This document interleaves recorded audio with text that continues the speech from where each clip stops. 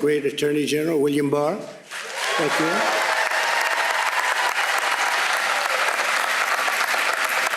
And my friend Ben Carson, who's done a fantastic job at HUD, Secretary.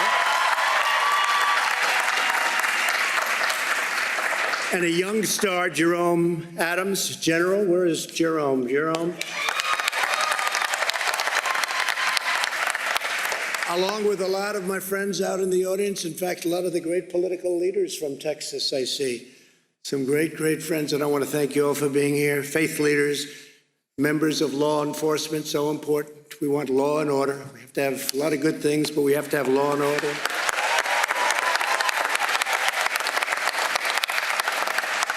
Got to have some strength. You have to have strength. You have to do what you have to do. And you look at Seattle. We just came in. We just see over the screen, and we've been hearing about it. Bill and I were talking about it. The law and order. Look at what happened in Seattle. They took over a city, a big city, Seattle. It's a chunk of it, a big chunk. Can't happen. That couldn't happen here, I don't think, in the state of Texas, could it? I don't think so. I don't think so. So I want to thank Pastors Robert Morris and Steve Dullen. They're great people. Great people with a great reputation, I have to say that. Great reputation. And Gateway Church, the team has been incredible in hosting us. And I'd now like to ask Pastor Morris and Bishop Jackson to lead us in prayer. Thank you. Thank you. Lord, we need you. We need you at this time in our country. And I thank you for our president. I thank you, Lord, for our leaders. I thank you, thank you, thank you. I know in the Bible that when something was emphasized, it was repeated. Holy, holy, holy. Thank you, thank you, thank you. Lord, that we are about to bring tremendous progress to a problem that's been here for a long time. And I thank you for this administration. And Lord, we pray your blessings, your guidance today on this meeting. In Jesus' name. Jesus' name. Father, we thank you so much for what you're doing today. You have revealed so many things that are untoward, even evil.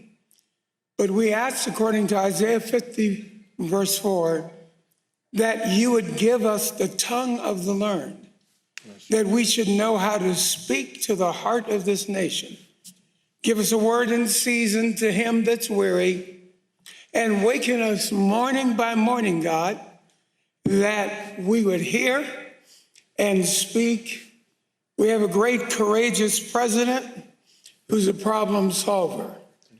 And let him speak as your mouthpiece and act as your instrument. And we thank you for this time. Amen. Amen. Thank you very much, Bishop. Thank you. Thank you very much. I want to thank you, Bishop, and thank you very much, Pastor. That's great. And we're going to be discussing some pretty important things today, I think. It's all important, but the timing of this is very appropriate. This was set up actually a long time ago, but the timing is very appropriate. We are here to listen to community and faith leaders. We're going to be hearing from a lot of the good ones, some of the great ones, but a lot of the good ones, and to present our vision of advancing the cause of justice and freedom. From day one, I've been fighting for the forgotten men and women of America, and I think we've been doing a great job of it. We've been doing a lot in many other ways, but it gets lost a little bit sometimes. Bishop, you know that. It gets lost. We've done so much, and a lot of the things that we've done that we're very proud of gets lost. Like we got criminal justice reform passed, and they've been trying to do it for many years, and they haven't been able to get it passed. We secured permanent and record-setting funding for HBCUs, that's historically Black colleges and universities. It's all done. We created tens of thousands of jobs with opportunity zones. Tim Scott, and we had a great senator from South Carolina that many of you know. He came with an idea, and I thought it was a great idea, and we got it done. A lot of people said that could never happen, but nobody thought it would be successful like it is. Tens of thousands of jobs and investment in communities where that money wouldn't go. And we achieved the lowest black unemployment in the history of our country prior to the plague coming in from China. And we'll get it back again soon. It'll happen soon. That'll happen very soon. In recent days, there's been vigorous discussion about how to ensure fairness, equality, and justice for all of our people. Unfortunately, there are some trying to stoke division and to push an extreme agenda which we won't go for, that will produce only more poverty, more crime, more suffering. This includes radical efforts to defund, dismantle, and disband the police. They want to get rid of the police forces. They actually want to get rid of it. And that's what they'd do, and that's where they'd go. And you know that because at the top position, there's not going to be much leadership. There's not much leadership left. Instead, we have to go the opposite way. We must invest more energy and resources in police training and recruiting and community engagement. We have to respect our police. We have to take care of our police. They're protecting us. And if they're allowed to do their job, they'll do a great job. And you always have a bad apple no matter where you go. You have bad apples. And there are not too many of them. And I can tell you there are not too many of them in the police department. We all know a lot of members of the police. I was listening today, and a friend of mine was on, very important person, said some of the best people he's ever met are policemen, law enforcement people. And they're taking care of people that in many cases they never even met before. And at great danger, at great risk. They get shot for no reason whatsoever other than they're wearing blue. They get knifed. You saw that the other night. It was a horrible thing. But there is no opportunity without safety. In Chicago, 48 people were shot and 18 people were killed in one day, Sunday, May 31st. Think of that. 48 people shot, 18 people killed. You don't hear about it too much. Every child should be able to grow up in a safe community, free from violence and fear. They've taken a lot of the police protection away in Chicago, and they have great, great police in Chicago. I know Chicago very well, but they're not allowed to do what they can do better than anybody. They could do the job very easily. Americans are good and virtuous people. We have to work together to confront bigotry and prejudice wherever they appear, but we'll make no progress and heal no wounds by falsely labeling tens of millions of decent Americans as racist or bigots. We have to get everybody together. We have to be in the same path, I think, Pastor. If we don't do that, we have problems, and we'll do that. We'll do it. I think we're going to do it very easily. It'll go quickly, and it'll go very easily. We have so many different elements of strength in this country. We have such potential in this country. We have the greatest potential. We have the greatest country in the world. But we get off subject. We start thinking about things that don't matter or don't matter much. And the important things we don't even discuss. But we're here to discuss some very important things today. Politicians make false charges, and they're trying to distract from their own failed records. They have some very bad records. And these are usually the ones that cause the problems or can't solve the problems. These are the same politicians who shipped our jobs away and took tremendous advantage of all Americans, but African-American middle class. So much of that wealth and that money and those jobs went to China and other countries, and they get trapped. They get trapped. They get trapped in a government morass. They get trapped in bad government schools. So I'm going to be announcing 4 steps to build safety and opportunity and dignity. First, we're aggressively pursuing economic development in minority communities. We're doing it very powerfully. We've done it with opportunity zones, but we're going to go above that. At the heart of this effort is increasing access to capital for small businesses, and that's with minority owners in Black communities. And we're going to get it done, and it should have been done a long time ago. It's been very difficult, very, very difficult for some people, been unfairly difficult. Second, we're confronting the healthcare disparities, including addressing chronic conditions and investing substantial sums in minority-serving medical institutions. We have medical institutions in some areas of our country that are a disgrace. I was going to say not up to standard. They're much worse than not up to standard. They're a disgrace. Take care of it. Third, we're working to finalize an executive order that will encourage police departments nationwide to meet the most current professional standards for the use of force, including tactics for de-escalation, Also, we'll encourage pilot programs that allow social workers to join certain law enforcement officers so that they work together. We'll take care of our police. We're not defunding police. If anything, we're going the other route. We're going to make sure that our police are well trained, perfectly trained. They have the best equipment. Yeah.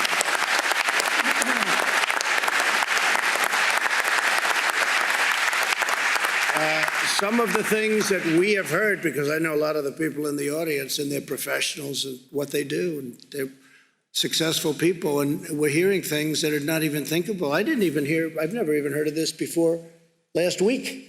It was like, it started about a week ago where I heard they want to close up all police forces. That's what their attack on a very liberal governor in the state of Washington is. We want the police force closed. It's not like they want to sort of bring a little money into something else. They want it actually closed. I'm thinking, what happens late at night when you make that call to 911 and there's nobody there? What do you do? Whether you're white, black, or anybody else, I mean, what do? You're dialing and there's somebody breaking into a house and it happens to be a violent person. There are violent people around, Pastor. Even you will admit that, right? Yes. We want to think the best, but you have some very violent people. And when they're breaking into your house at 12 o'clock in the evening and you're sitting there and you don't have a police force, they're actually talking about not having a police force. Well, that's not happening with us. We're going to have stronger police forces because that's what you need. In Minneapolis, they went through 3 nights of hell. And then I was insistent on having the National Guard go in and do their work. It was like a miracle. It just, everything stopped. And I'll never forget the scene. It's not supposed to be a beautiful scene, but to me it was, after you watch policemen running out of a police precinct. And it wasn't their fault. They wanted to do what they had to do, but they weren't allowed to do anything. It wasn't really their fault, but they were running down the street. They weren't allowed to do what they're trained to do. And they took over the precinct. They essentially burned it down. I'm pretty good at construction. I want to tell you, that was almost what we call a complete renovation, if you're lucky. And it was a very sad thing. I don't think I've ever seen anything like that. I don't think I've ever seen anything like that. But we are very proud of the fact that I called, I said, I'm sorry, we have to have them go in. And they went in, and it was like a knife cutting butter right through, boom. I'll never forget, you saw the scene on that road, wherever it may be, in the city, Minneapolis. They were lined up, boom, they just walked straight. And yes, there was some tear gas and probably some other things, and the crowd dispersed and they went through. By the end of that evening, and it was a short evening, everything was fine, and you didn't hear too much about that location having problems anymore. They went to other locations, and the same thing would happen. As an example, Seattle would be so easy to solve. Would be so easy to solve. We have a governor here of a great state. It's called Texas. He would solve it very easily, as would other of your political leaders, including your lieutenant governor. They would solve it very easily. It's a lot of it's common sense. I don't even think it's courage. I think it's probably more courageous the other way, because I wouldn't want to be doing it the other way. It's very unsafe. So I just want to tell you that we're working on a lot of different elements having to do with law, order, safety, comfort, control. But we want safety. We want compassion. We want everything. What happened 2 weeks ago was a disgrace when you see that. What happened on numerous occasions over the last 2 weeks, people were killed. A number of people were killed, and it was very, very terrible and very, very unfair. A number of them were police officers. And it was a very unfair situation. We don't want to see that. And with strength, you wouldn't even have that. They wouldn't be in a position to do the kind of damage that they've done. They've destroyed people. They've destroyed businesses. They've destroyed African-American owned small businesses that hopefully they're going to come back. We're providing funding for a lot of small businesses, and hopefully we'll be able to get everybody online and get funding to be able to open up their stores and their small businesses again. But we're working to finalize an executive order that will encourage police departments nationwide to meet the most current professional standards of force And that means force, but force with compassion. But if you're going to have to really do a job, if somebody's really bad, you're going to have to do it with real strength, real power. And I said, and people said, oh, I don't know if we like that expression. I said, we have to dominate the streets. You can't let that happen, what happened in New York City, the damage they've done. You have to dominate the streets. And I was criticized for that statement. I made the statements, we have to dominate the street. And they said, oh, that's such a terrible thing. Well, guess what? You know who dominated the streets? People that you don't want to dominate the streets. And look at the damage they did. So I'll stick with that. And I think most of the people in this room, maybe every person in this room will stick with that. And we're doing it with compassion. If you think about it, we're dominating the street with compassion because we're saving lives and we're saving businesses. We're saving families from being wiped out after working hard for 20 and 30 years. I saw the one woman, she worked 35 years building a store, and in one night it was totally wiped out. It's terrible. And fourth, we're renewing our call on Congress to finally enact school choice now. School choice is a big deal. Because access to education is the civil rights issue of our time, and I've heard that for the last, I would say, year, but it really is. It's the civil rights issue of our time. When you can have children go to a school where their parents want them to go, and it creates competition, and other schools fight harder because all of a sudden they say, wow, we're losing it. We have to fight hard. It gets better. So many different ways. But there are groups of people against that. You have unions against it. You have others against it. And they're not against it for the right reasons. They're against it for a lot of the wrong reasons, and we're going to get that straight. Now, we've done a lot of it. We've had tremendous success with choice. We had choice in a lot of ways. We also have choice in the military. You know, before I came here, the vets would wait online, Pastor. They'd be waiting. It wouldn't be acceptable to you. I know it wouldn't be acceptable to the bishop. I know it's going to be acceptable to you. They'd wait for 4 or 5 weeks to get online, a vet, where they were sick, they were feeling badly, and they'd get online and they'd say, there's a 6-day wait, sir. There's a 2-week wait. There's a 1-month wait. And you'd have people online that weren't very ill, and they'd be terminally ill before they got to see a doctor. They'd die. And for years and years, they've been trying to get veterans' choice. That means if you can't get to a doctor reasonably quickly, you go outside, you go to a local doctor around where you live, and the government pays the bill. And by the way, it sounds expensive. It's very cheap by comparison. It's actually much better. Now, most importantly, we take care of our vets. By far most importantly.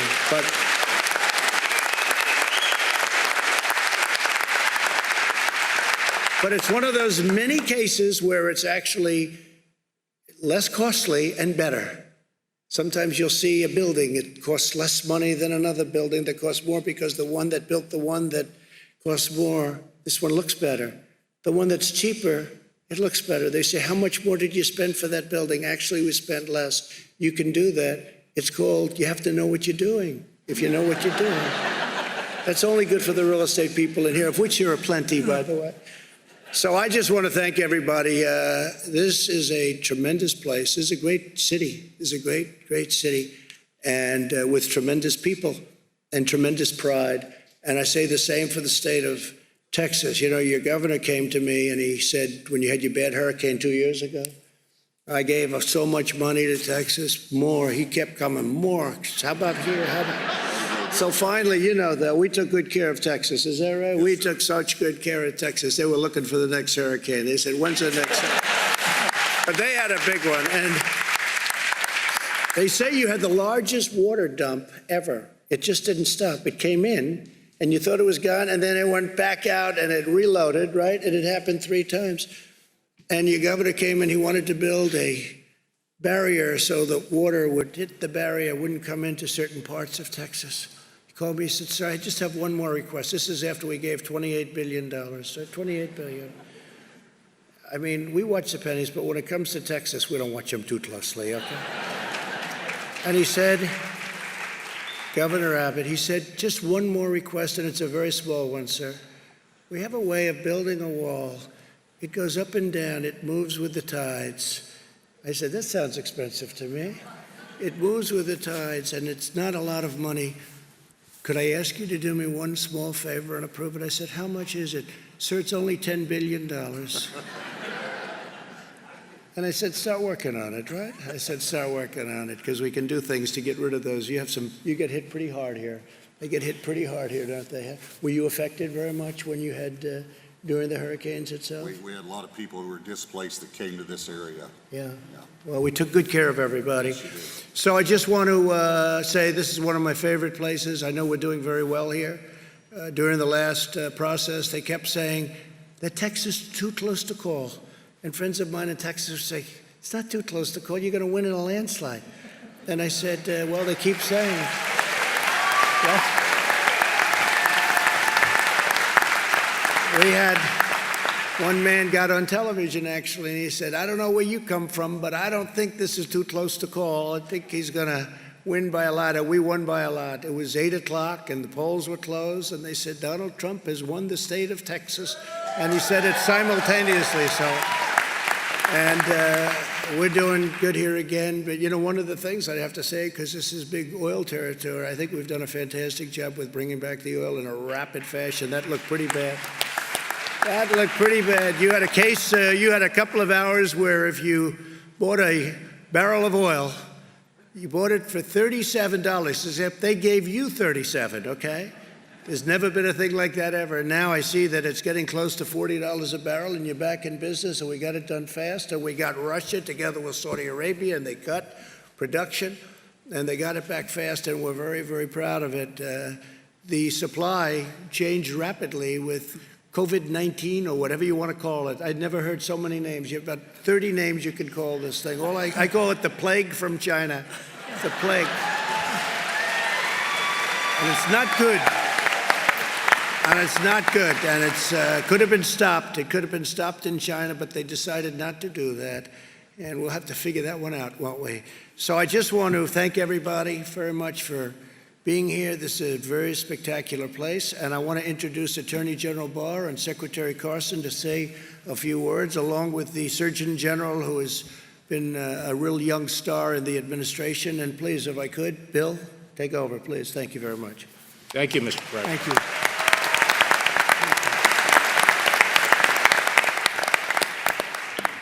Thank you, Mr. President, and thank you for convening this discussion. And I'd like to thank the many impressive leaders, civic leaders, religious leaders, and colleagues from law enforcement who are here. That ghastly spectacle in Minneapolis was really jarring to the whole nation, and it forced us to confront and think about, reflect on longstanding issues in our nation. Those issues obviously relate to the relationship between law enforcement and the African American community. But just to step back a little and take a broader view initially, I've been thinking about how do we achieve the full American dream for all communities, African American communities, all communities. And one of the reasons I'm proud to serve in this administration is because I think the President is moving forward on the critical elements necessary to provide and ensure that opportunity. First and foremost, economic growth. Without growth, there is no opportunity. Second,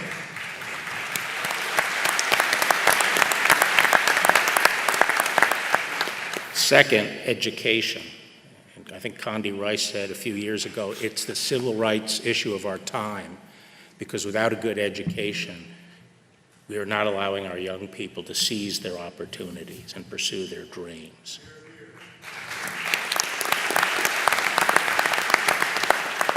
And as the President mentioned, it's only by empowering parents and giving them the power to choose the education for their children that we're ever going to be able to obtain that. Third, I think, is moral discipline. And our young people, they have to have the discipline to seize the opportunity, to make momentary sacrifices for later gain. And traditionally, that has come, and people can find it perhaps from many sources, but traditionally that has come from religion, which our founders believed was the foundation of our republic.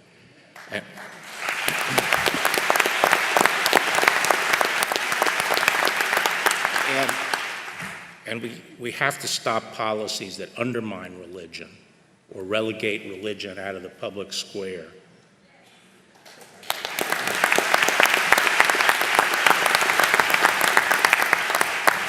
But now I get to my job, which is safety. Without safety, you cannot have progress. You can't have a life, a decent life in a community. And, you know, this was struck home to me 30 years ago when I visited Trenton when I was Attorney General last time, and I went to a small barber shop in an African-American neighborhood. And there were people there in their 60s and 70s, and they said, "Mr. Barr, we're in our golden years, and we are living behind bars. Look down the street. All the bars are on our windows, and the criminals run free on the street." Now, we've made a lot of progress since then. The crime rate has been cut in half. And a big part of that has been improvement in policing and the progress we've made in policing. And yes, the progress that police departments have made in building relationships with the community. I think law enforcement has understood for a long time that there is distrust in the African American community toward the law enforcement system. And when you reflect on our history, you could understand why. Because for most of our history, just up until the last 60 years, the institutions in this country, the laws and the institutions were explicitly discriminatory. There was not equal protection of the law, by law. And it's only been since Jim Crow that our laws have been changed to provide for equal justice. And what we've had really since, and so the civil rights effort up until that time was to tear down institutions. But I don't think now is the time to be tearing down our institutions, because we've been on a march for the last 50 years of reforming our institutions. And we don't need to tear them down. We have to be mature about this, and when we see problems, we have to redouble our efforts to reform our institutions and make sure they're in sync with our values. And I don't think anyone who's honest would deny that we've made a lot of progress in policing over the last 50 years. And in fact, you know, one of the things about this episode in Minneapolis was how fast both the state and federal law enforcement responded to dealing with that action. So I think that while we saw something very bad, it has helped perhaps galvanize the will of the country to bring good out of that. And we can't let that incident obscure the fact that progress has been made, that policemen are by and large, by overwhelming majority, good, decent people who care about their community and put their lives on the line for us, their neighbors.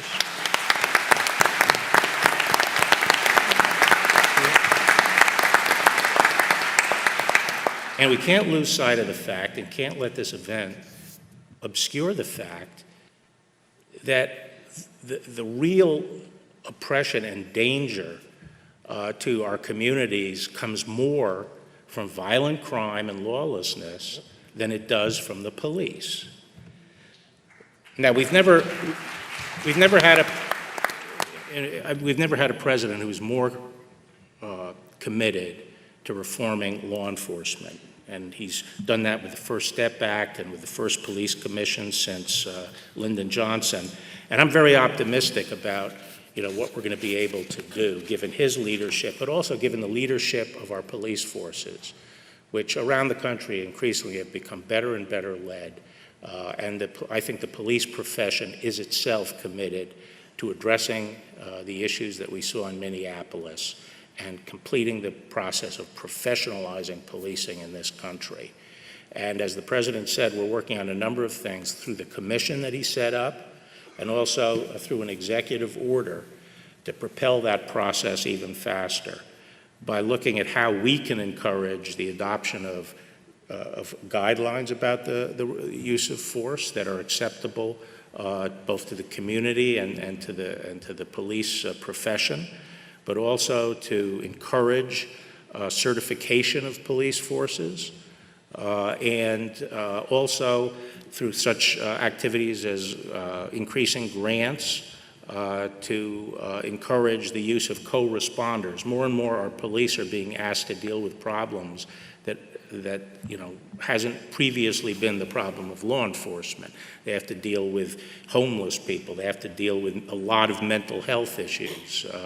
They have to deal with, drug addiction, the drug addicts and so forth. And providing some additional support to the police in these areas is going to be important. So let me just say that the Department of Justice is committed to support the President's efforts here, do all we can to bring good out of this bad incident. Thank you. Thank you, Brian. Thank you.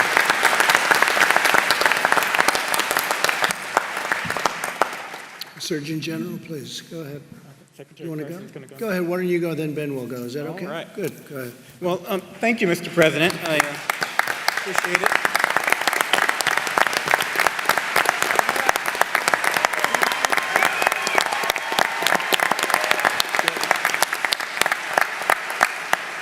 Thank you, everyone, for coming today. Thank you to the panelists. I just want to start off by saying that many people across the country and across the great state of Texas are hurting right now due to the tragedy that occurred to George Floyd. And I just want to extend my condolences to the Floyd family and to the entire Texas community, because I know that you all live together, you work together, you play together, and you hurt together here in Texas. And so I want you to know that I feel that for you.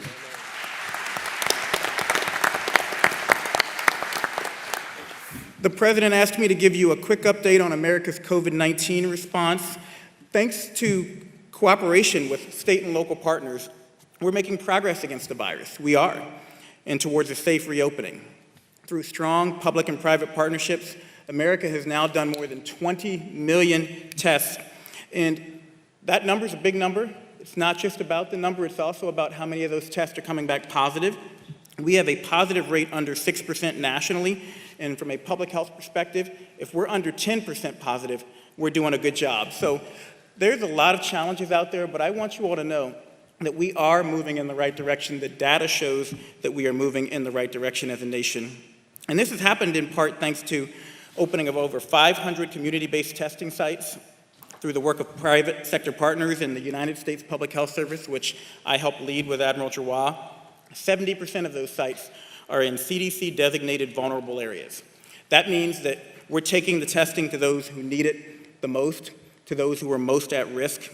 We also have testing at 92% of America's community health centers, which predominantly serve low-income areas and communities of color. We've helped equip our frontline workers, our healthcare heroes, with 94 million N95 respirators, 149 million surgical masks, and more than 1 billion gloves. And a large proportion of those supplies at the President and the Secretary's direction are going to nursing homes. And I just want to, I see the governor over there, I want to give you all a shout out. Texas has led the way in nursing home testing. 100% of their nursing homes have been tested. They're leading the way in testing people in corrections facilities. Over 95% of people in corrections facilities have been tested. That is something you all should be tremendously proud of.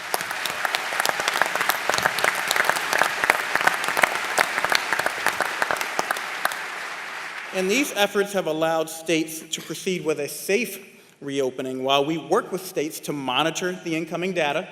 We know we're going to have clusters while we respond to spikes and we adjust policies as needed. But I want you to know that safe reopening is crucial for other areas in health too. We need Americans to be able to return to cancer screenings. My wife just finished cancer treatment. If she'd had to wait 6 months to get her cancer screen, she might not be here today. We need people to get their surgeries. We need people to get their vaccinations. 4.2 million children are behind on vaccinations now because of the COVID closures. We know every 1% increase in unemployment equates to a 1.3% increase in suicides. 1.3% increase in suicides. So we want to reopen safely. We also have to remember that being shut down has health consequences beyond COVID. We know that being out of school is bad for your health. We need to get our kids back in school safely.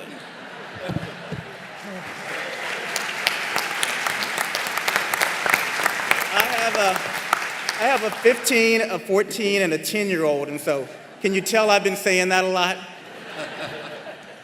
But we know that COVID-19 has a tragically disproportionate burden on communities of color. Black Americans hospitalized at 4.5 times higher rates than whites, hospitalization rates 3.5 times higher for Hispanics than whites, and 5 times higher for American Indians and Alaska Natives. The fact is, this virus is exploiting and exacerbating pre-existing health disparities, and these disparate outcomes and opportunities for health are in part the anger, the frustration, and the fear that we're seeing manifest in protests around the country. And that's why it's important for people to know that beyond talking about the problem, at the President's direction, at Secretary Azar's direction, HHS and the White House Opportunity and Revitalization Council, or WARC, are focusing resources on minority communities. HHS recently allocated $15 billion to Medicaid providers and $10 billion to safety net hospitals, both groups of providers that disproportionately serve Americans of color. And I spent the last 10 years working at a safety net hospital, Eskenazi Hospital in Indianapolis. I can tell you, those are the places that are doing the work. Those are the places that at the President's direction we're focusing our resources towards. We're working with the Consortium of Black Medical Schools to fund and scale local efforts in communities that, again, reach communities of color. CDC now requires all testing data reported by states include information on race, ethnicity, and zip code, so we can continue to further refine and focus our strategy on the hardest hit communities. CMS is deregulating telemedicine to make ongoing care for many medical conditions safe, accessible, and convenient for the patients and for healthcare professionals. Again, we can't afford to let people continue to go without their care. And the administration's emphasis on public-private partnerships is allowing us to progress towards a vaccine and treatments at a record pace as a part of Operation Warp Speed. I want to add that SAMHSA has just funded 3 community behavioral health clinics right here in Texas with the CARES Act funding. Some of your congressional representatives are here. I want to say thank you to you all for passing that into the President for signing it to address COVID-19 and behavioral health needs. These facilities integrate mental health, substance abuse treatment, and physical health care in one setting and provide 24/7 crisis intervention services. Another notable mental health awareness training grant is in Austin, where funds are used to train community health officials, including law enforcement, and we have many of them in the crowd today, on recognizing signs and symptoms of mental illness and mental health crises and how to help an individual who's struggling. That's all part of reform. That's all part of reform in the positive direction, giving our frontline workers the tools and the training they need to be able to take care of these difficult situations. As Mayor Sylvester Turner said at George Floyd's funeral, we must encourage business leaders to invest in our underserved communities, and that's what the White House Opportunity and Revitalization Council is all about. I have an upcoming Surgeon General's report on community health and economic prosperity, which aims to mobilize businesses to invest deeply and over time in the health of their communities. Finally, to focus on chronic conditions that disproportionately impact Black and brown people and may worsen because of COVID, Secretary Azar has instructed my office to accelerate the release of 2 calls to action. The first on maternal health, addressing the fact that women of color suffer more complications and a much higher risk of dying around childbirth. Black women are 4 to 5 times more likely to die around childbirth than white women. Native American women are more likely to die around childbirth than white women. And that's after you control for income, after you control for education, after you control for every known factor that we have. My second call to action is on hypertension control for all Americans. Hypertension is common, it's costly, and it's treatable, and yet control rates are low and stalled, especially in communities of color. So I just want to close by saying that as we reopen, the basic public health recommendations we've emphasized remain important. We've flattened the curve, but that doesn't mean that COVID has gone away, that it's any less contagious, that it's any less deadly to vulnerable communities. So if you don't want to listen to me, listen to Hall of Fame pitcher Nolan Ryan. Nolan Ryan filmed a PSA at the governor's direction, and he said, number 1, wash your hands. Wash them more than you've ever washed them before in your life. Number 2, follow your local and state guidelines around social distancing. This virus likes to spread person to person. So the more we can keep distance between people, especially people we don't know, the harder it is for this virus to transmit. And number 3, this isn't me speaking, this is Nolan Ryan, Hall of Fame pitcher here. When you're in a public place where it's difficult to keep a distance, like the grocery or pharmacy, the CDC recommends wearing a face covering to protect your neighbors in the event that you have COVID and you don't know it. up to 50% of people who have COVID are asymptomatic. So thanks to the hard work of so many healthcare and public health professionals and the commitment of the American people, I want to reiterate, because you don't hear this enough, that we are making huge progress in the fight against COVID-19. And as a member of the task force, I can tell you that we frequently talk about the great work Texas has been doing up until this point to keep the people of Texas safe, to keep the most vulnerable members of their community safe. And with every American's help, with your help, Texas, we'll keep making progress. We're going to beat this virus. And thank you for the opportunity, Mr. President. Thank you, Texas. Thank you very much, Surgeon General. Thank you.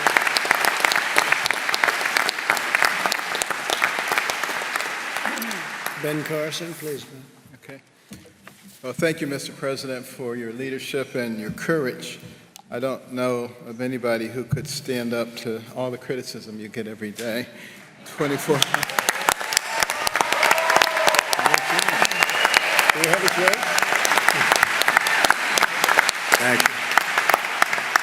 You know, our nation is continuing a path of renewal and recovery from the coronavirus pandemic.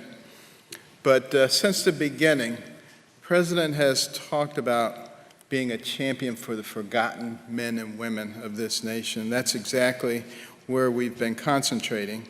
And it's been an honor to serve in an administration with that goal.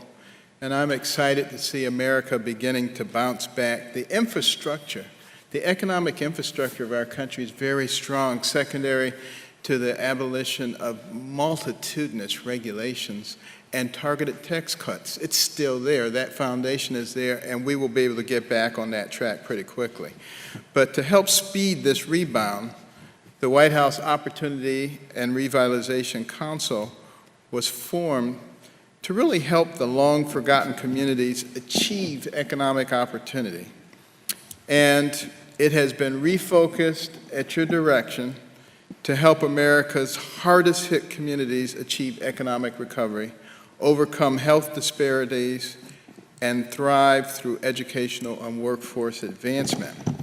Now, to stimulate economic development and entrepreneurship, the Council has worked to set aside additional payment protection funding for our nation's low-income minority communities and provided technical support to help these communities to access this funding. They have stated that during the first round, the money wasn't getting to them. We are addressing that, and I want to thank all the different agencies. Virtually every governmental agency has contributed significantly to refocusing and addressing these problems. The groundbreaking initiative known as Opportunity Zones, which encourages long-term investment in the forgotten communities, will also be expanded to include more of the underserved areas. Another major initiative, improving health and public safety, comes with several administrative and legislative proposals. For example, we believe both telemedicine and increased use of mobile care can be major catalysts in our mission to overcome health disparities in underserved communities. Those are things that can actually be done very rapidly to bring health care to people who've previously been neglected.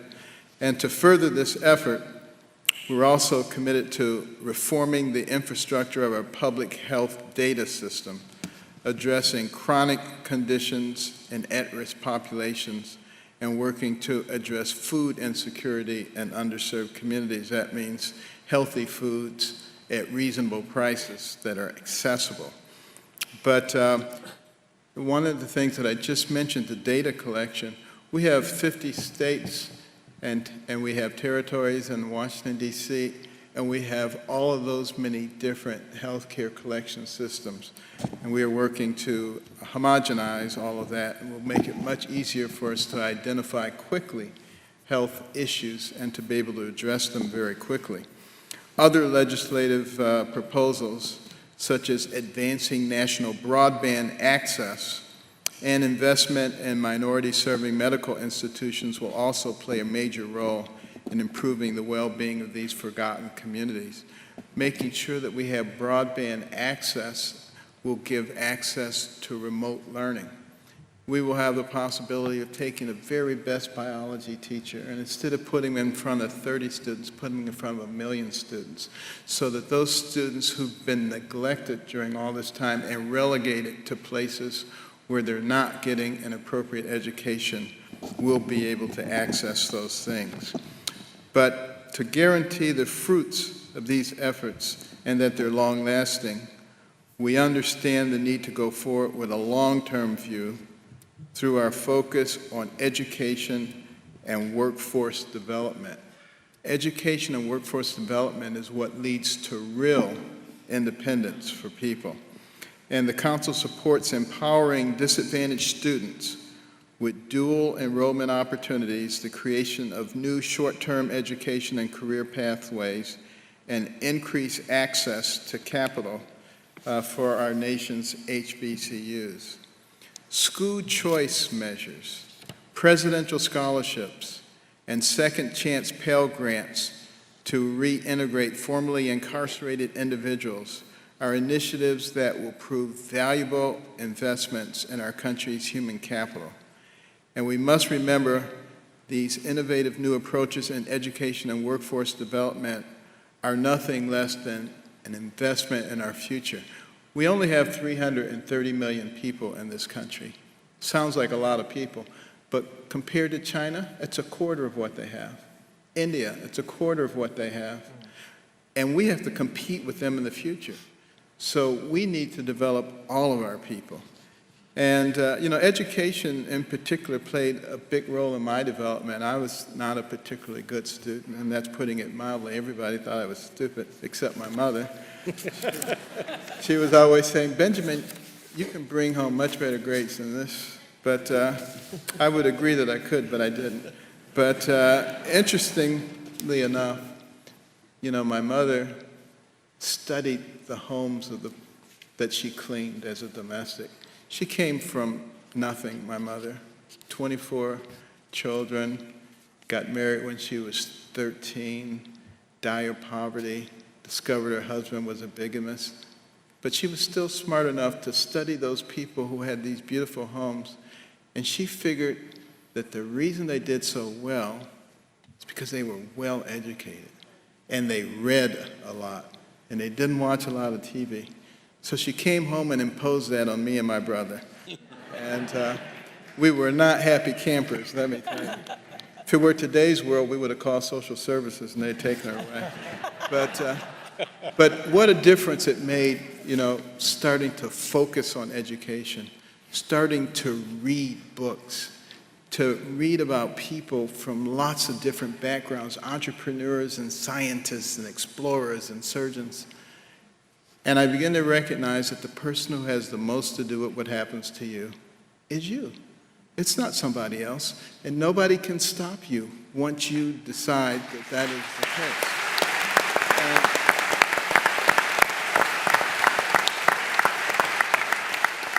And that's why with the council, there is so much emphasis on education, because it doesn't matter where you came from. You get a good education and you write your own ticket. And we must reject those people who are trying to prevent school choice, who are trying to prevent the presidential scholarships, all the things that are there to empower people. And you will see a lot of that coming out of this administration. And, these investments in innovation give me a tremendous amount of hope for the future of this nation. Mr. President, under your leadership, I'm confident that the American people will emerge stronger from this pandemic and more determined than ever. And we, the people, will recognize, despite all the forces to the contrary, that we are not each other's enemies. And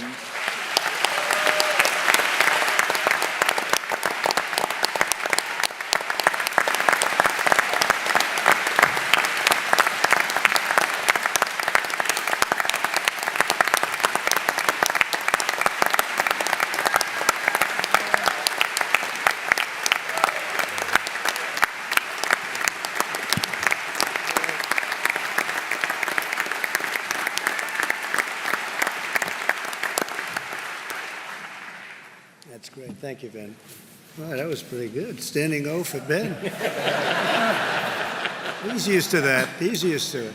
Great job, Ben. He's done a fantastic job at HUD, I have to tell you that. How about Scott? We'll go quick, Scott, so we'll get something. But Scott Turner he's a star. He's a young star. Go ahead, Scott. Well, thank you, Mr. President, and thank you for your leadership and giving me the opportunity to shepherd the White House Opportunity and Revitalization Council. And so thank you. And it's also been a great joy to work on a daily basis with Dr. and Secretary Ben Carson. And so, Dr. Carson, thank you for your leadership and your trust and confidence in me. I just want to deliver some good news along with Dr. Carson and everyone on the panel. You know, oftentimes you don't hear about the work of opportunity zones, but the Tax Cuts and Jobs Act that the President signed into law in 2017 created the Opportunity Zone Initiative. And the President created the Opportunity Zone Council. And that council was made up to take 18 agencies, 15 federal and 3 state and regional partners, and move in a singular motion to direct resources into our most distressed, vulnerable, forgotten communities. And with this, it's a tremendous time. And so our agencies on the council direct these resources. We found 270 action items to go directly into distressed communities to help the vulnerable people of America. And we've built tremendous coalitions, partnerships on the ground. We've been to over 60 cities. I've been to every one of them over the last year to visit people on the ground, education leaders, faith leaders, community leaders, business leaders, elected officials, Democrat and Republican. See, the thing about poverty, it doesn't care what party you are. The thing about revitalization, it doesn't care what party you are. We're coming together as a people for the good of the community. And oftentimes you may not hear about this, but we sit at convenings such as this with all of these stakeholders at one table to have the hard conversations. What is the pain of the community? Why is the community distressed? And what can we do together, both black and white, Democrat and Republican, come together for the good of this community, for long-term sustainability, for generational impact. And because of that, because of these partnerships, because of this collaboration together, and many people all at this table have been working together to bring about generational impact. So long after we're gone and history tells the story, the Opportunity Zones is more than just a program. It's more than just a concept. It is a mission that is to outlast all of us. And I tell you that as you're here, because a lot of times people see a government program as just a check the box. This is not a government program. This is built from the grassroots, from the bottom up, to affect the people in America.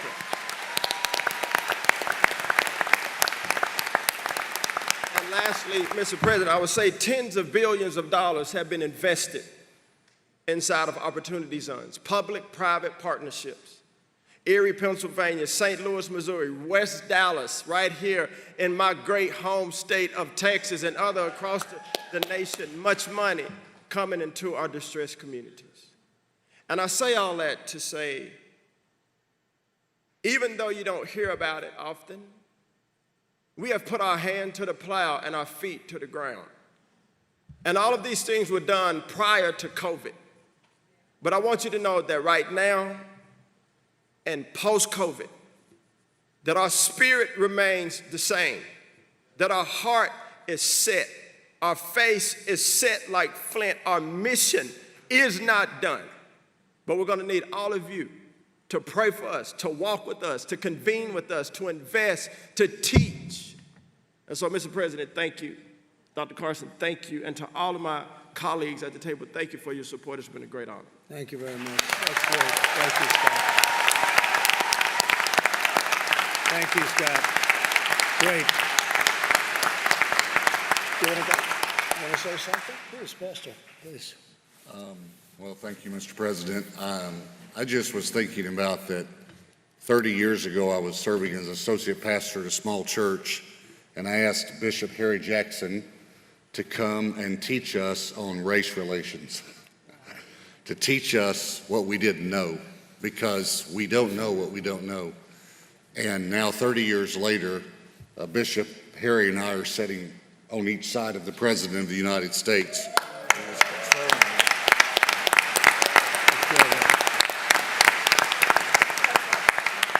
He is concerned about healing a problem that we've had in our nation for a long time, but not just addressing one part of the problem, but housing. We have the Secretary of Housing, Education, Justice here.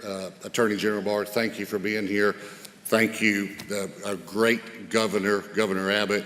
And I believe that we're going to work together and we're going to see freedom and justice for all in America. Thank you, Mr. President. Thank you very much. I appreciate it. Thank you very much. Great job you do here, too. Great job. Jack, go ahead, please. Thank you, Mr. President. Thank you, Pastor Morris, for offering your church. I think right now, like any other time in our nation's history, we need God.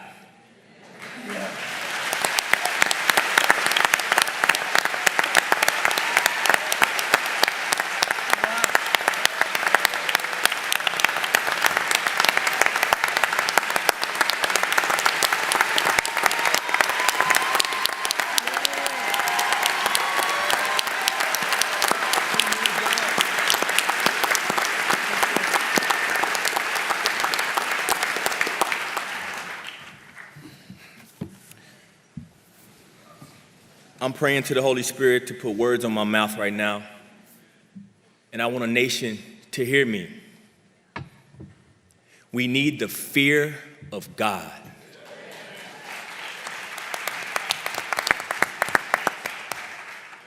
Mr. President, you're the only Republican I've ever voted for.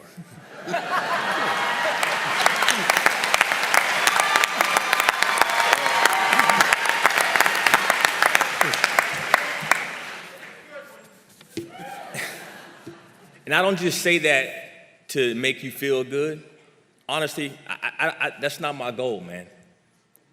I'm saying that because you stood up for the word of God.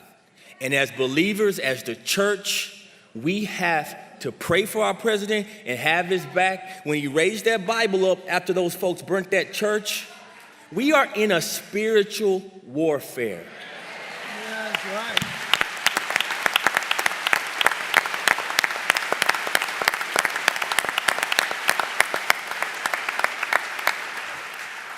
We cannot fight this battle with flesh and blood. We cannot fight this battle with politics. You cannot politicize oppression. I grew up right down the street. I looked at skinheads in the eye at 13 years old. My black father went to a KKK rally to protect me. I know what racism is. So when I hear words get thrown out about white supremacy, it eats me up. Because these men are white supremacists. That's not what they look like. I'm telling black kids across America right now, we always hear we don't have black leaders.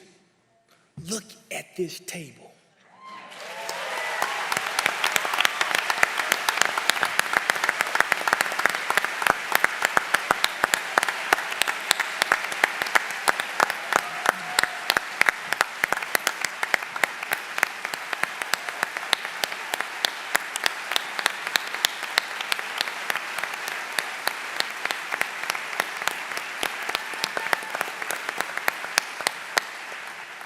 We are not as divided as our politics suggest.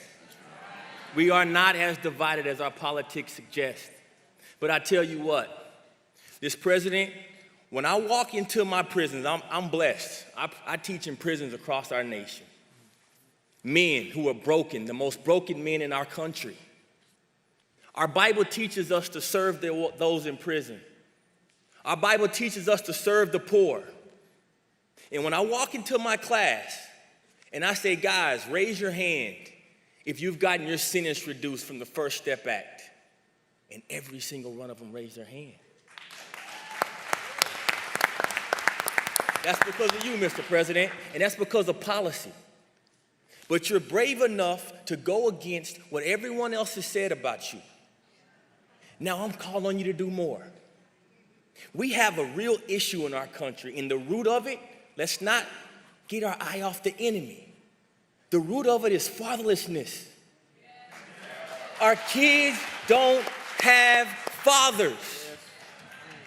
Attorney A.G. Barr, you said it earlier. You talked about pulling God out. Do we talk about education? Well, 71% of those kids that drop out of high school don't have a father in the house. We talk about criminal justice reform.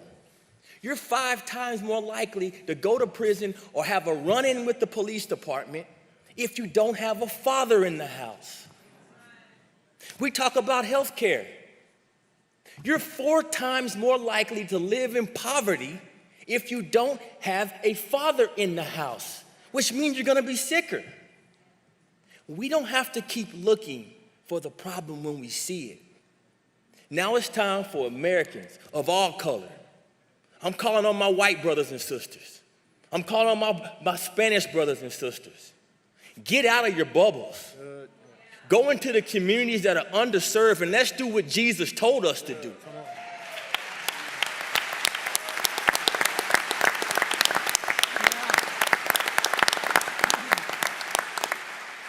We can bridge this gap of fatherlessness. All we gotta do is go out of our bubbles, go bridge the gap with these kids, teach them what you teach your kids. We all have rooms in our homes for a couple little boys to come in and play with our sons and daughters.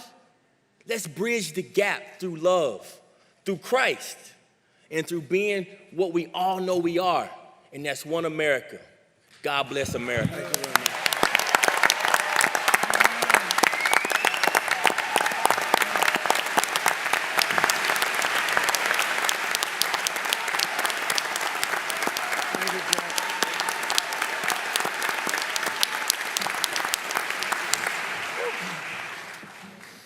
Anybody like to speak, please? Anybody?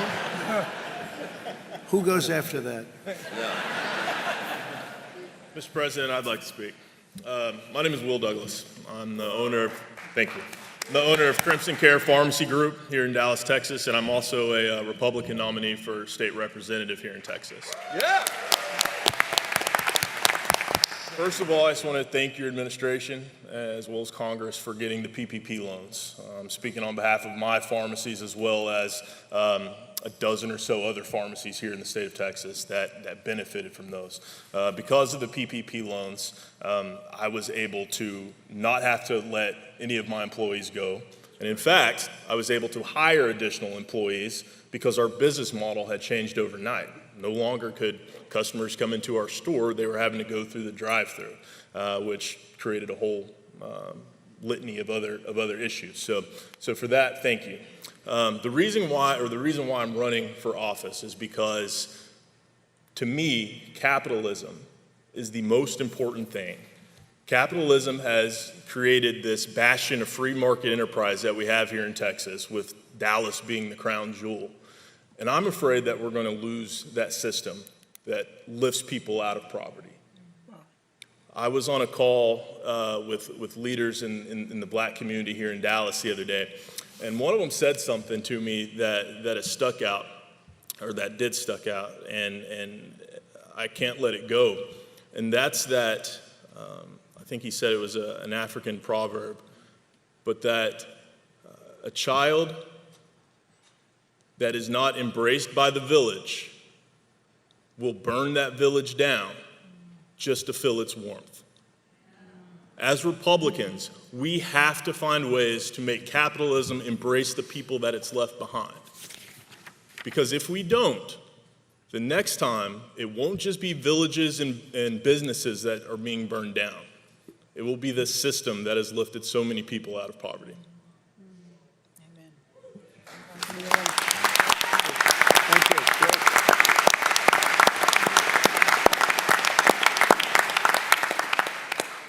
So, Mr. President, I'll be short. I just was going to say that thank you so much for your leadership, and I think the infrastructure that you presented today is going to help a lot of people. It's going to touch businesses like William. It's going to keep communities safe with the partnership of these law enforcement officials and the partnership with these ministers that we have and advocates like John Ponder and Jack Brewer. And so over the next couple of weeks, I think the American people look forward to seeing the wealth of executive orders that you're going to issue on justice and on economic empowerment, as well as legislative asks that we're going to make to the Hill. But we all need your help, every locality, every group or organization, because it's really about bringing us all together. That's the secret ingredient, and it has to start at the local level. It starts at the local level because you are closer to the people. And we want to create that infrastructure and give you the tools to help you do what you do best, and that's help people prosper. So thanks again, Mr. President. Thank you, Jerome. Thank you very much. Thank you, Jerome. Mr. President, I'd like to say thank you for putting this together in our state of Texas, right here in Dallas. A lot has happened in the last week. I'm one of your officers here in Dallas. I'm also one of your commissioners on your law enforcement administration with Attorney General Barr. And I can't thank you how far we've done for that. I also have to say thank you to our great governor and our leadership that's sitting right there. Without them, we don't make this state, and don't make this state great. We've had some challenges because of what's happened with COVID, but I want to give you an update of what we've done on the commission so far, where we've had 9 full hearings throughout this entire time. That's 35 panels, 125 witnesses, 190 written statements from individuals and interest groups. Our civil rights and community engagement organizations that we've asked to attend have no-showed. And those are the ones who can make the biggest difference when you're putting together any type of reform, because they need to be the voice to come tell us what we need. Law enforcement today is not what it was yesterday. In my 25 years, we've watched it propel to where our training is what we need the most. And with this bill, you're going to see, or with this commission, you're going to see so many reforms come out of it. It could not have come at a better time. We can't take back what happened in Minnesota. Not one officer that saw that, or federal officer that saw that, said that was the right thing that happened. It was malice, and none of us, we condemn it. If I could have traded places with Mr. Floyd, I would, because I would die for everyone in this room, because that's our job. And if I could trade places with any one of those officers were there, I would have done that too, because I wouldn't have let that happen. And I have to say this to the citizens that we serve and the citizens that are listening. We see you, we hear you, we are with you, and we're going to make this better. Thank you very much. Thank you very much.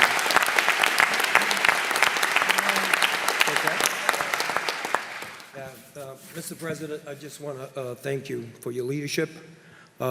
Echoing sentiments of some of my colleagues up here today, thank you for your stance on criminal justice reform.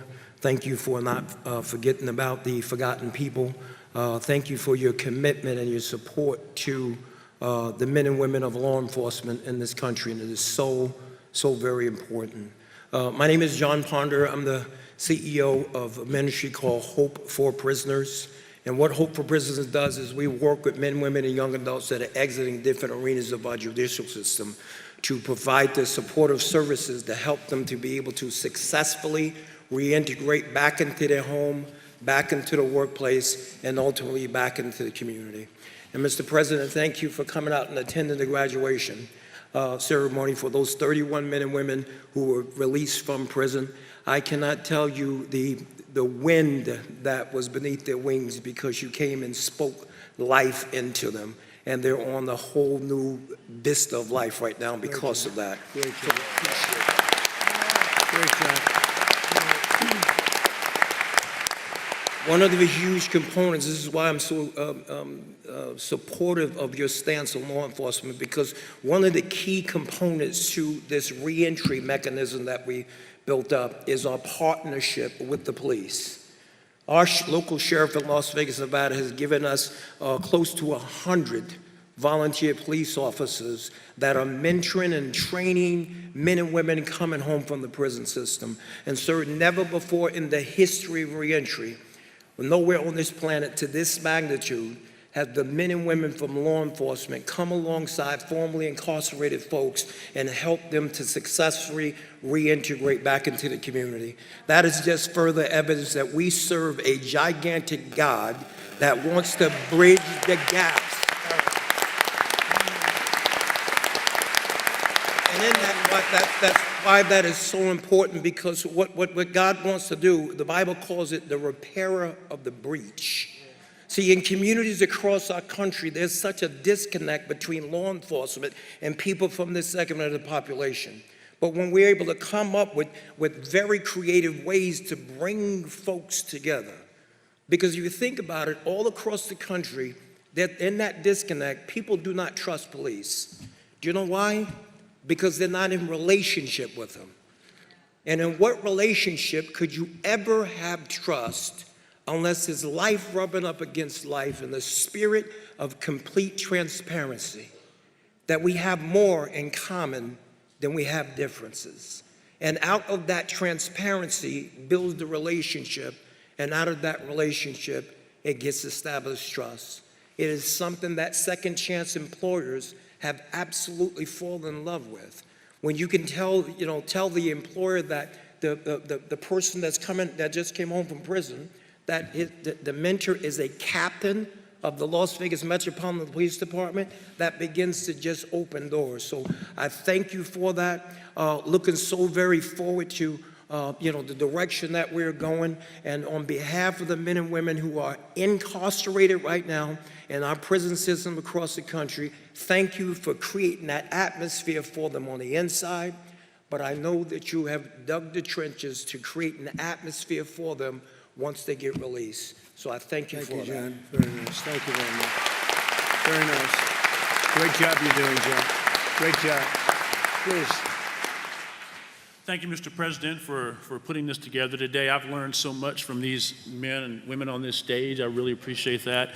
Thank you for, my name's Dr. Robin Armstrong, and I'm a physician, and I've had an opportunity to treat many patients with the plague from China, and it's been, and with the COVID-19, and so we've had a lot of opportunity. Thank you so much for breaking down some of the regulatory barriers in the FDA to allow us to use medications like hydroxychloroquine.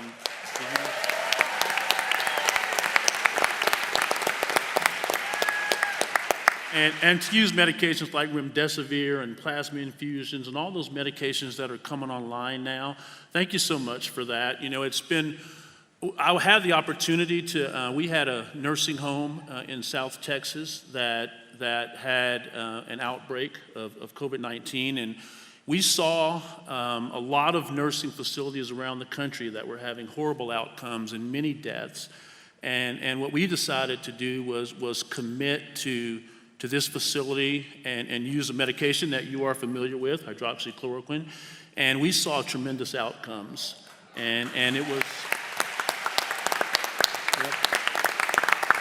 with the help of some of our elected officials, our lieutenant governor and the state senator, we were able to get access to those medications. But one of the more frustrating things I've seen has been the resistance of some of the regulatory agencies to be more open to using that.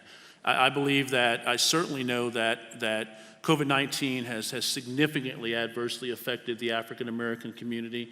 And I really believe that had there been more of an openness by the regulatory agencies, certainly by our medical boards all around the country, to use medications like hydroxychloroquine, I believe more lives could have been saved.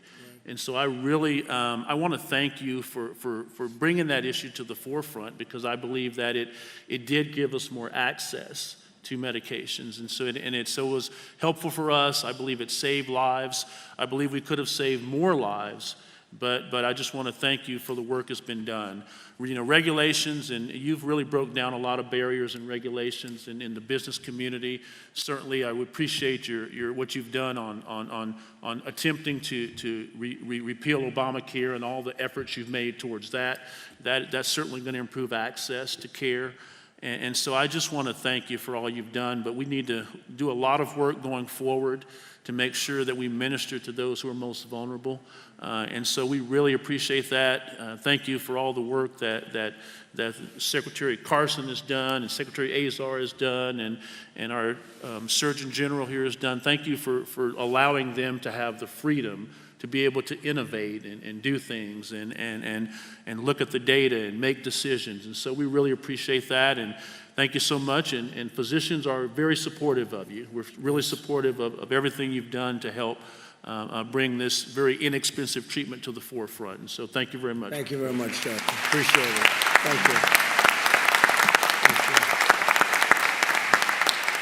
Please. Mr. President, thank you for this opportunity. I'm humbled to be here. I'm Chief Dooley, Glen Heights Police Department. My experience is based on serving in a large department and a small department. And I can tell you that there is some phenomenal police work being done out here, across the board. But there's also some inconsistencies in our procedures, our policies, our hiring practices, our termination practices, our disciplinary practices, and I strongly support the need for standardization based on best practices for all police departments in our country.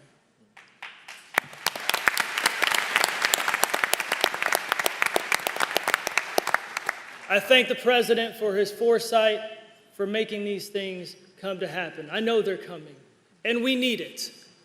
We are a country of very good departments, but we need to be a country of great departments. And this message today is about the transition to greatness.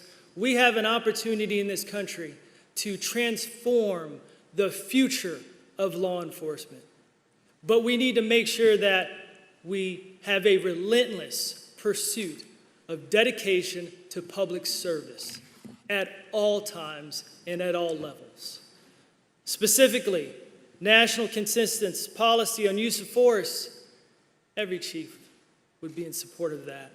Mandatory participation in a national use for database, use of force database, yes, it needs to happen.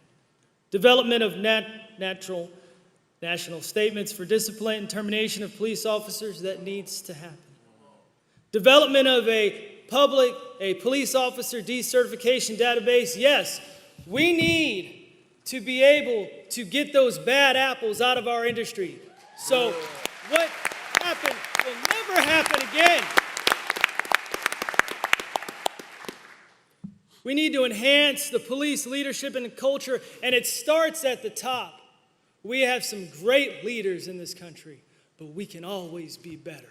We can always continuously improve.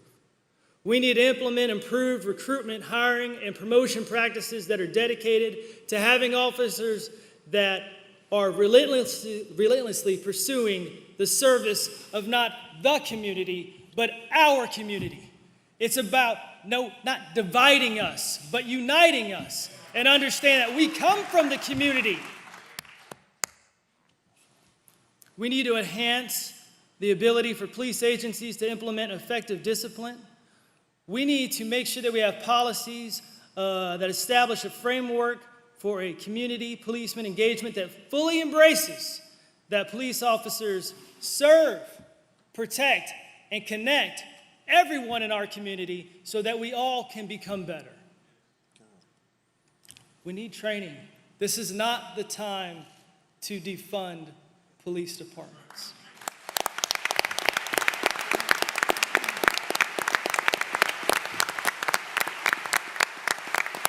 When an organization or a business is struggling to be better, now is not the time to take away those resources. You provide them, and you hold them accountable, and you set expectations, and you manage them so they can be better.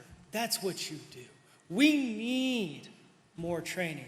We need more specific training that's dedicated to service of those that everyone we interact with on a daily basis, those that are homeless, those that suffer from mental illness, those that need food, Okay? We need the training to be able to connect those people we interact with those that can provide those services.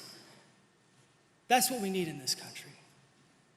I want to end with just these few thoughts.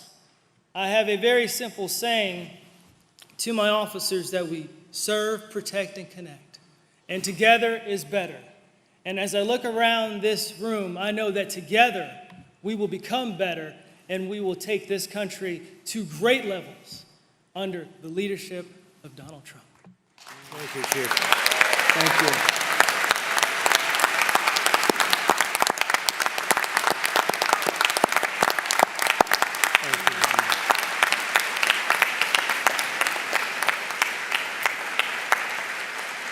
Thank you very much. That's beautiful. So it's time to say goodbye. We'll be back. We'll be back. And I just want to thank Bishop. You've been my friend for a long time, and I appreciate everything you've done and everything you've said. A great unifying source of strength and everything else, and I appreciate it very much. Yeah. Thank you. Can I add one last thing Please. before you leave? Please. I'm tired of people blaming the current administration and others in our generation. These problems began many years ago. And what has been exciting to me is it was the church that began the abolitionist movement. It was the church and whites and blacks working together that started the NAACP. They didn't have a black leader at the beginning of time. It was the church that led through in the civil rights movement. So I want to offer you my support in these listening sessions in that the church needs to come together. I believe we can unify better than any group. And what we're looking for you to do is to give structural guidance, which you're working on, and you've already brought forth some amazing things. But I want to affirm that Democrats can't kneel down and wear kente cloth and stop black pain. Republicans can't take some one-time act and stop black pain. But I believe we've got a man here who's courageous enough to begin something that's tough and that we're going to this time heal. And so I weep over this. I pray for you, as you know. Thank you. And we believe that we're going to get it right. I got to say one last thing. Being I lost my late wife a couple years ago. I found out in dealing with her that sometimes you just got to listen, feel her pain. If you try to fix it too early, you're going to make a mistake.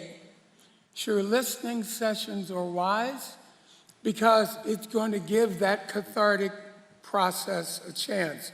So I don't want to take up too much time, sir, but I wanted to say that the people here, I challenge you, Christians, black, white, Asian, let's come together and let's provide a safety net, and then we'll work with business, and then we'll work along with the administration. But don't push them out here up front and say, fix it now, fix it now, fix it now, fix it now, because it's never worked that way. Thank you, sir. Thank you very much, Aaron. Appreciate it. Thank you very much. Thank you very much, Pastor. Fantastic job you did. Thank you, everybody. Thank you very much. Thank you.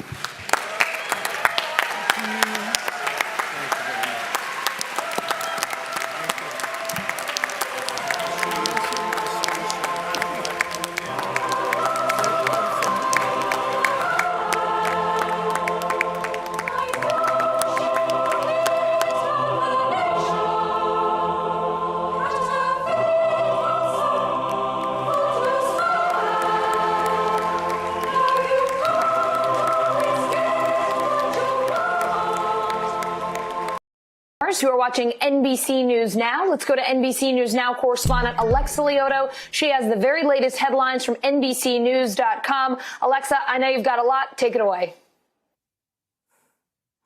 Allison, thank you. We're starting with a quick markets updates from CNBC's Fred Imbert. The Dow plunged more than 1,800 points today. That's nearly 7%. The major averages putting up their worst day since March on concerns about a surge